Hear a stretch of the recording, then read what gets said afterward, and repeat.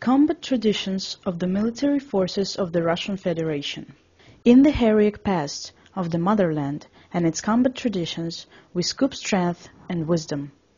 The most important combat traditions of military forces are allegiance to the motherland, constant readiness for its protection, certainty in its force, loyalty to the military oath, military duty, mass heroism, allegiance to the battle banner of the military unit, navy flag of the ship, battle comradeship, constant aspiration to get military and professional knowledge, enhancement of military mastery, high vigilance, constant maintenance of tactical efficiency. The traditions are connected with the history of the given troop, collective or arm, its professional peculiarities, heroic events, or definite established mode of army culture. However, there are many common combat traditions for all military forces of Russia. Loyalty to the motherland, patriotism and fidelity to the military duty are the inherent qualities of Russian warrior, the basis of heroism. The notion patriotism was derived from the Greek word patris, motherland, homeland. Patriotism is the love to one's motherland, its people, history, language, national culture, customs and traditions. A real patriot not only loves his motherland, but also is selflessly devoted to it, proud of it, longs to serve its interests, and is ready to protect it from enemies. This is his motherland, and that is why he is loyal to it in the most difficult minutes. At the end of the Great World War, in the fascist concentration camp, Sachsenhausen, a notebook was found in which the prisoner had wrote the following lines. Well, with mortal dismay overpowered, and not dreaming of better foredom, till the very last moment I found, will be loyal to you, motherland. The man may be the patriot of his motherland, connected to it as the tree is connected to the earth with its roots, or he may be just the dust carried by all the winds. One can't be born as a patriot. The patriotism cannot be obtained by changing the place of residence. In different years, many of our compatriots went abroad searching for better life. However, many of them haven't gained a new motherland, longing for Russia. Even a long life in foreign land doesn't make it motherland, in spite of accustoming to new culture and nature.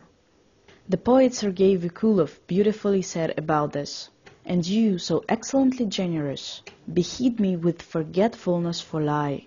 You can't be happy without me, I can't be happy without you, Russia." If the future soldier of Russia will put on the uniform with army shoulder boards and will swear military oath, you will pronounce words about your fidelity to the military duty. With this, you will confirm that you are implicitly ready for armed protection of the country in which have lived your ancestors, who had created the Russian state. The loyalty to military duty. Dependent upon the concrete condition of man's life, the character of their activity, the call of duty takes different forms. In relation to the motherland, these obligations express patriotic, civic duty. In relation to armed protection of the country, military duty. In relation to comrades, comrade duty. The call of duty is always connected to public interests, moral values and actions, no matter what form it takes. The call of duty prevents all of us from temptation, false steps, helps to preserve good conscience and dignity. We all have the same anchor from which one can't break away against his will, and this is the call of duty. Fulfillment of duty shows the real face of man, uncovers the person's moral qualities. People justly say, "Try to do your duty and you will know what you have inside." The youth bears responsibility for the dependable protection of our motherland, people, culture, relative, folk, beloved, for all homeland. The safety of the motherland depends a lot upon the depth and the strength of the patriotic feelings of her defendants. So, the real patriotism is displayed not in words, but in deeds and, first of all, in the loyalty to one's constitutional military duty. The duty is a concentrated expression of the definite charge of the man. The highest expression of the duty is a civic, patriotic duty before the motherland. In every man recognizes his social duties as his private ones and firmly militarizes them. This is the fulfillment of the civic duty. Without the full-fledged life of any organization, collective, family, and every single man is impossible. Military duty is a moral and legal norm of military man's behavior. It is determined by the requirements of society and the destination of military forces. Now, not everybody recognizes his duty correctly. Chasing for profit and pleasure, some people only think about themselves. They understand human decency and duty in a peculiar way, from the point of view of the priority of their selfish beliefs. It leads to moral slants in public conscience and to the growth of the number of law violations in our society. Part of young people chooses only money and individual well-being for their aim in life. Some of them make everything to elude from the execution of their military duty. It's ruinous for the country as well as for these young people. It is important for every young man to understand that the military duty is not a wish but the indispensable demand of our society. The service in the army and navy doesn't know any excuses like I don't want to, I won't. Your own I want to and I don't want to should be subordinated to the social you should and you need to. The military duty in comparison to the other types of social duty includes additional moral obligations inherent to the aim of the military forces. It's not simple to do military duty. However, it should be conscientiously executed in spite of any difficulties. The aerial stunt artist, triple hero of Soviet Union, said about the execution of military duty. For me, the most important, the most sacred, has always been the duty before the motherland. If there were any difficulties on my way, they never stopped me. I haven't dodged with my conscience and with my comrades. In fact, I tried to fulfill my task as best as I could, to maximize the damage to the enemy. One judges a man for his deeds. The strength of duty shows itself in practical actions, and the quality of the practical doing the duty is one of the moral characteristics of the individual. It's not without reason that one says about a soldier which directs his knowledge, thoughts, feelings, and will on accomplishment orders, battle task requirements of military characters, that he is a conscious and a morally formed military man. What does it mean for a Russian soldier to be true to the military duty in modern conditions? The answer for this question is very accurately given in federal law about the status of military men. The protection of state sovereignty and territorial integrity of the Russian Federation, securing the state's safety, the repulsing of the armed attack, and the fulfillment of tasks in the accordance with the international obligations of Russian Federation constitute the essence of military duty, which obliges the military man to be loyal to the military oath, to devotedly serve his people, protect his motherland with fortitude and skill, strictly observe the Constitution of the Russian Federation and the laws of the Russian Federation, requirements of the general military regulations, inviolately fulfill the orders of commanders, value the honor and the battle fame of the protectors of his people, the honor of military ranks and military commandership. Improve military mastery to maintain and full readiness for usage of arms and enginery to guard military property.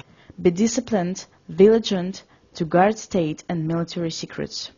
Observe avowed principles and norms of international law and international treaties of the Russian Federation. A soldier who daily knows these rules, hourly follows them in his deeds and actions, displays loyalty to the military duty. A real citizen, warrior, patriot always remembers about his duty before the motherland and compares with it his course of life as if with a compass. The history of wars which the Russian people had to lead to protect the motherland is a history of military valor and the soldierly glory. In the hard years of the motherland, the rise of Russians' moral always was felt. The great word motherland was linked with such ideas as military oath, duty, and fit, for the sake of its protection and independence. In Russia, oath-breaking parricide was always not only condemned, but also severely punished. One of the vivid examples of mass patriotism of Russian peoples is the Patriotic War of the year 1812. At that time, everybody arose for the motherland's protection, rich and poor, old and young, everybody who valued the freedom and the independence of Russia. In the years of the Great Patriotic War, 1941-1945, when the question of our country's fate was being decided, the patriotism and loyalty to the motherland was at its peak. During the Great Patriotic War, there was a lot of examples of Russian people's self-abnegation. When soldiers closed the embrasure of pillboxes with their chests, undermined themselves and enemies with the last grenade, aviators rammed enemy aircrafts or directed the burning aircraft on the accumulation of enemies. Partisans perished the gallows but didn't become traitors. For courage and heroism displayed in fights against fascists, more than 16.5 thousand of soldiers were honored with the maximum distinction, the rank of the hero of Soviet Union. And more than 7 millions of people were honored with orders and medals. Now Russian soldiers, brought up on examples of feats of the heroes of the Great Patriotic War, hollow and increase the famous battle traditions of their fathers and grandfathers. That is the way it was in 1969 on the island Damansky and in 1979-1989 in Afghanistan. So it was repeated in Chechen Republic. One would think that the years of treason, falsehood and indifference should corrode the historical memory of self-abnegation in people, especially the young ones, but it didn't happen. The feat of guardsmen raiders in Chechnya had shown that Russian people didn't lose readiness to contribute their lives for their friends. There were 90 of them. 90 raiders have buried the way of fighters of Basayev and Katab on the unnumbered hill by the settlement of Alaskert in Argon Gorge of Chechnya. 90 heroes accepted the unique battle with 2,000 of bandits armed KPP. 84 guardsmen heroically died, but didn't let the enemy to pass.